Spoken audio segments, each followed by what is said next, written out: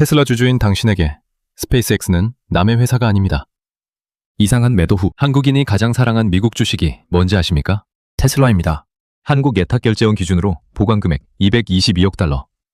우리 돈으로 30조 원이 넘습니다. 2위, 엔비디아보다 52억 달러나 많은 부동의 1위죠. 그런데 이상한 일이 벌어지고 있습니다. 그 충성스러운 서학개미들이 최근 1년 기준으로 테슬라를 순매도로 전환했습니다. 보관액도 석 달 만에 5% 넘게 줄었고요. 주가가 폭락해서? 아닙니다. 전기차가 안 팔려서? 그것도 새로운 얘기는 아니죠. 증권가에서 지목한 원인 중 하나는 뜻밖에도 자동차 회사가 아니었습니다. 로켓 회사, 스페이스X였습니다. 전기차 주식을 파는 이유가 왜 우주에 있을까요? 오늘 이 영상 하나로 안개처럼 뽀였던 테슬라 투자의 판을 조직도 그리듯 선명하게 보여드리겠습니다.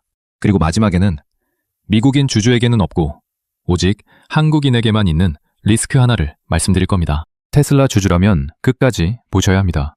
리뷰, 6개월의 사건들, 팩트, 타임라인. 먼저 해석은 빼고 지난 몇 달간 실제로 벌어진 일만 시간 순으로 놓아보겠습니다. 사건 하나, 스페이스X가 사상 최대 규모의 기업 공개로 나스닥에 상장했습니다.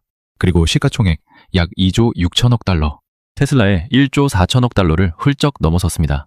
머스크 제국의 장남이 바뀐 겁니다. 사건 둘, 상장 전으로 스페이스X는 머스크의 AI 회사 xAI를 주식 교환으로 전격 인수했습니다. 위성 통신망에 AI를 결합하고 우주 AI 데이터 센터라는 신사업에 착수하기 위해서라는 설명이 붙었죠.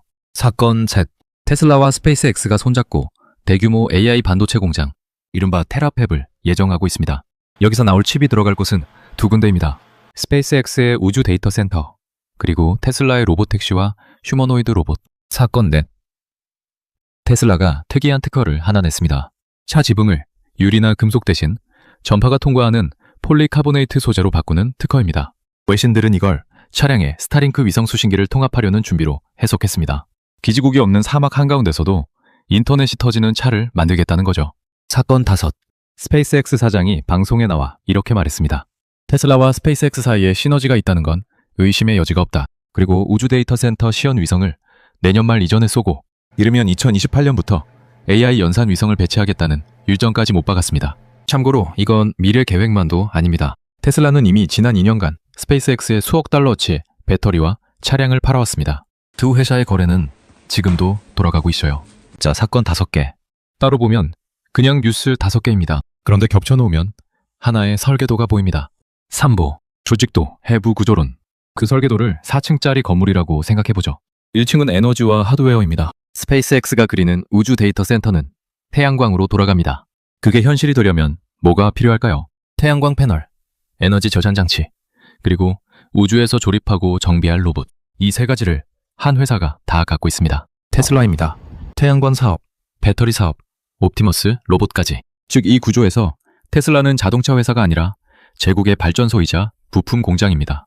2층은 수송입니다. 1층에서 만든 하드웨어를 궤도로 올리는 스페이스X의 로켓. 발사 비용을 세계에서 가장 싸게 만든 회사라서 2층은 대체가 불가능합니다.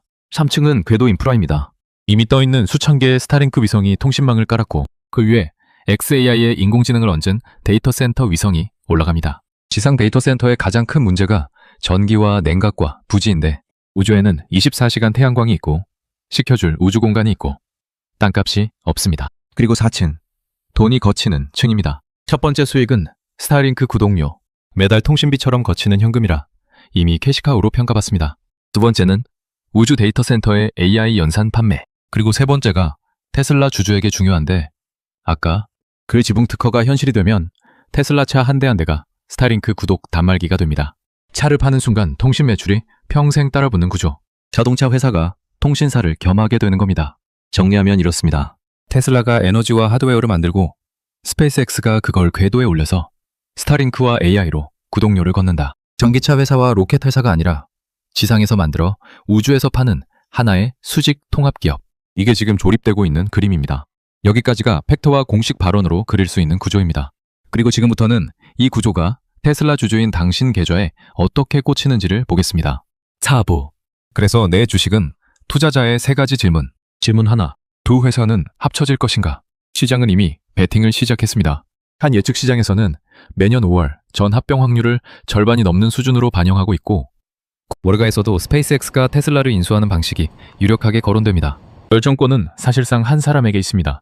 머스크는 스페이스X 의결권의 80% 이상을 쥐고 있고, 전문가들은 머스크는 원하는 거의 모든 일을 할 수 있는 지점에 도달했다고 말합니다. 다만 테슬라 쪽은 주주 3분의 2 이상의 승인이 필요하고 주주 소송과 독점 심사라는 관문도 남아 있습니다. 그러니까 정확한 상태는 이겁니다. 확정된 건 없다. 그러나 아이디어 수준도 아니다. 의문 둘. 합병이 된다면 내 테슬라 주식은 프리미엄을 받는가, 희석되는가? 여기가 안개의 핵심입니다. 낙관 시나리오는 이렇습니다. 몸집이 큰 스페이스X가 테슬라를 인수하려면 주주들의 찬성이 필요하니 웃돈을 얹어줄 것이다. 그리고 합병 후에는 4층 구조 전체의 지분을 갖게 되니 장기적으로 이득이다. 기관 시나리오는 이렇습니다. 시총이 2배 가까이 큰 스페이스X 중심으로 재편되면 테슬라 주주의 지분 가치는 상대적으로 쪼그라들 수 있다. 실제로 증권가에서 서학개미 이탈의 원인으로 지목한 게 바로 이 희석 우려였습니다. 여기에 하나 더.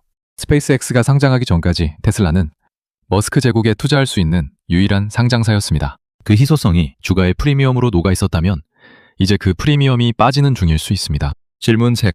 그리고 이건 오직 한국인만의 문제입니다. 합병이 주식 교환 방식으로 이루어지면 한국 세법상 내 테슬라 주식을 판 것으로 간주될 수 있습니다. 그 순간 미 실현 이익에 양도소득세 22%가 부과될 가능성이 제기됐고, 실제로 이 문제로 국민청원까지 등장했습니다.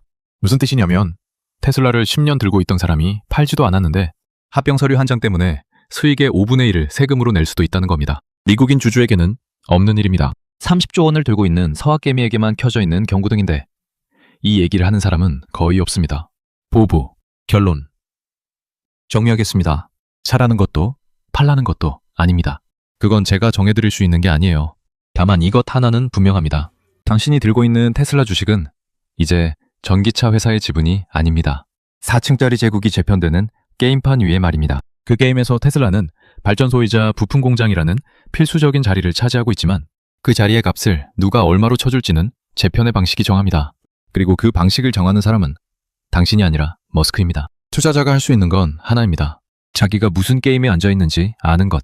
안개 속에서 막연히 버티는 것과 판을 보고 버티기로 선택하는 것은 완전히 다른 일이니까요. 2가지 질문을 남기고 마치겠습니다. 첫째, 합병 시나리오. 당신에게 호재입니까? 악재입니까? 둘째, 양도세 22% 이슈 알고 계셨습니까? 댓글로 알려주세요.